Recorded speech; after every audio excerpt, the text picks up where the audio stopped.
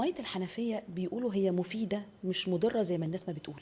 اقول لك حاجه، انت لما تسافر اوروبا وامريكا ان دايما بتشرب حاجه اسمها التاب ووتر، يعني الميه بتاعت الحنفيه. فعلا؟ يعني هم ما عندهمش في اوروبا حاجه اسمها إن الناس الاغنياء قوي بس هي اللي بتجيب الميه المعدنيه، دي غاليه جدا بقى. الناس دايما بتشرب بقى في اوروبا من الحنفيات، لان الميه في الحنفيات هي ميه صحيه جدا.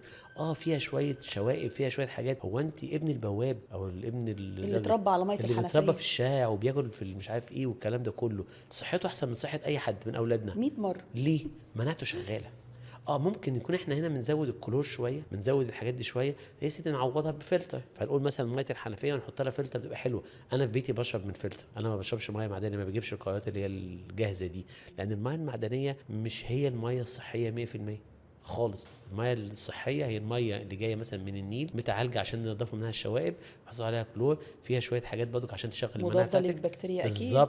بالظبط فيها كل حاجه. حطيها بس في فلتر عشان ينضفها من بعض الشوائب. ساعات المواسير ما بتبقاش نظيفه قوي بس في البيت والكلام ده، هننضف الشوائب الزياده ونشرب ميه الفلتر، حلوه جدا. اوروبا كلها بتشرب ميه حنفيه، ده عادي جدا، ما عندهمش اي مشاكل.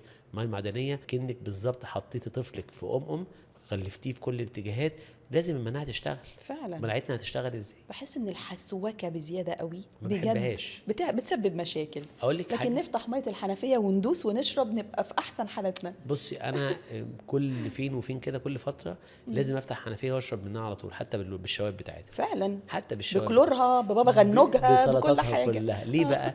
ارفع المناعه شويه، ارفع المناعه. مش كل شويه تاخد، واحد تعب ياخد دواء، واحد مش عارف حصل له ايه ياخد ايه. هو كل حاجه بقت مستخبيه كده، يعني كل حاجه بقينا بنحاول نخبي على نفسنا. مناعتنا راحت. لازم شويه نتعب شويه عشان المناعه تشتغل. حتى لما بتعب ما اخدش دواء على طول، اسيب كده يوم ولا يومين جسم المناعه الذاتيه تشتغل وتقاوم وتعمل، ممكن تقاوم المرض اساسا. يعني مثلا كوفيد لقوا في الاخر الادويه اللي بياخدوها كلها مش هي اللي بتعالج كوفيد، مناعتك الذاتيه هي اللي عالجت كوفيد. فعلا. بالظبط، ربنا خلقك بمناعه قويه، ليه نضم جهاز المناعه اللي عندنا.